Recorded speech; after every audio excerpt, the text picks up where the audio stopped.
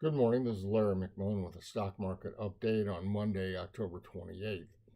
So this is the last full week of trading before the election, and that election is having some effect on the market, particularly in the price of expensive options for expirations that are occurring just after the election.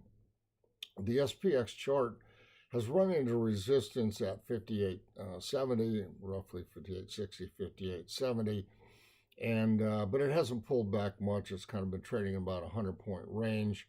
If it were to pull back below 56.70, I would consider that to be negative. But right now, it's just sort of in a holding pattern as we come down into the election period. The McMillan volatility band buy signal is still in effect. We're still looking for the market to hit its target of the +4 standard deviation band, which is up above 5,900 right now. There has been some deterioration in some of the internals as the market has traded sideways here in the last couple of weeks. One of those is in the equity-only put-call ratios. They are now both on sell signals. They've moved higher as put buying has increased. Similarly, breadth has been pretty poor in the last 10 days or so. Well, it's certainly the last 7. And that has given sell signals from our breadth oscillators also. So both of those are relatively new sell signals. On the other hand, new highs on the New York Stock Exchange have stayed at good levels. They're more than, they're outpacing new lows on a daily basis. So that indicator is still positive.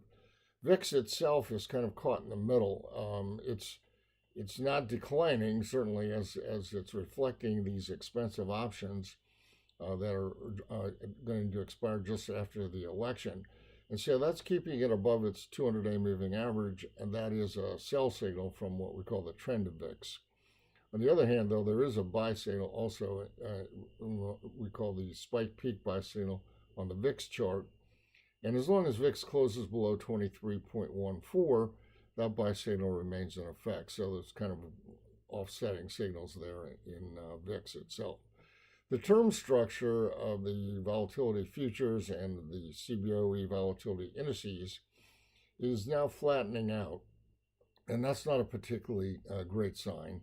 A flat term structure, a bullish term structure is an upward sloping one. A flat one is getting a little bit nervous. It shows the market's getting a little bit nervous about what's going to happen, and I think it probably is getting nervous.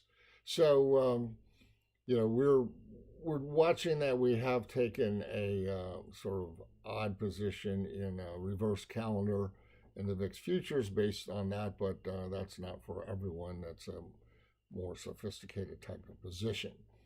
So I invite you to visit our website, and you might want to also note that we've recently given a paid webinar on zero-date expiration options, and that recording of that webinar is now available for purchase on our website.